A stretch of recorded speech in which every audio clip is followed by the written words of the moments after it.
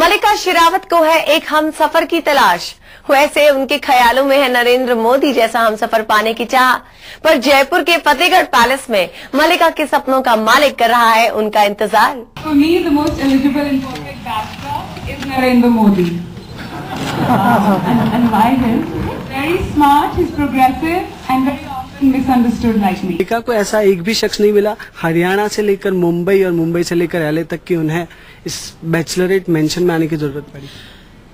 बहुत कुछ पाया है मैंने जिंदगी में, नाम, शोहरत, पैसा। हरियाणा में पली बड़ी, फिर बॉम्बे आई, कान फिल्म फेस्टिवल, जैकी चैन, यहाँ तक कि ओबामा तक से मिली। तो बहुत देखा है मैंने लाइफ में।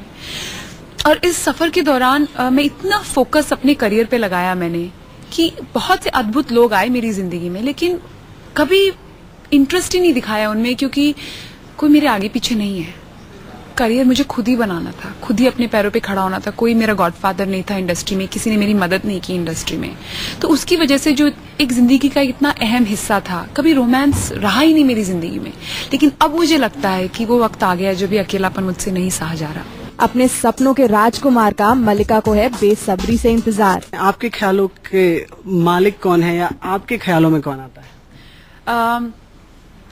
मेरे ख्यालों में मेरे एक सपनों का राजकुमार है, एक छवि है जो बचपन से मेरे साथ है।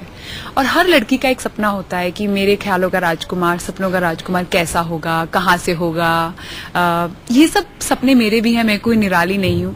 तो मैं यही चाहूंगी कि इन अच्छों में से सबसे अच्छा कौन है जो मेरे लिए सबसे अच्छा है। मल्लिका के लिए 30 लड़कों को किया गया है शॉर्टलिस्ट, जिसमें से मल्लिका चुनेंगी अपना एक हमसफर। मल्लिका शेरावत ने बॉलीवुड फिल्मों में एक से बढ़कर एक बोल्ड सीन दिए। अपनी इसी अदायगी से मल्लिका ने बॉलीवुड में मुकाम पाया, पर फिर भी मल्लिका का कोई भी लिंकअप बाहर नहीं आया। फिल्म इंडस्ट्री में मुझे कोई इंटरेस्ट कभी नहीं रहा। कभी मेरा कोई रोमांटिक लिएज़न फिल्म इंडस्ट्री में किसी के साथ नहीं हुआ। कभी मेरा रूमर लिंकअप भी नहीं आया।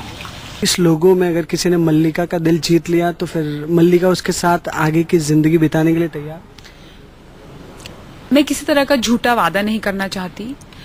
मैं कोई रस्म का वादा नहीं कर रही। हाँ, उससे पहले मैं उनको समझ पाऊं, वो मुझे समझ पाएं, ये सब बहुत जरूरी है। हम कंपैटिबल हैं कि नहीं, मेरा परिवार आपको एक्सेप्ट करता है कि नहीं, आपका परिवार मुझे पसंद करता है कि नहीं, ये सब भी बहुत जरूरी चीजें हैं। मल्लिका शेरावत बैचलरेट मेंशन में होगा उस हमसफर का चुनाव, जिसे मल्लिका के सारे फैंस देखेंगे टीवी के एक रियलिटी शो में। ये जगह द बैचलरेट मेंशन की सबसे खास जगहों में एक है।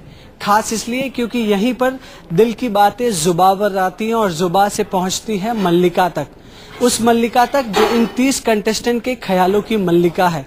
और यहीं पर मल्लिका उन तमाम कंटेस्टेंट के दिल की बातें सुनती है और उनके साथ अपने दिल की बातें भी शेयर करती है। और शायद यही वजह है कि शो की शुरुआत भी घर के इसी कोने से होती है और शो की एंडिंग भी यहीं से होती है।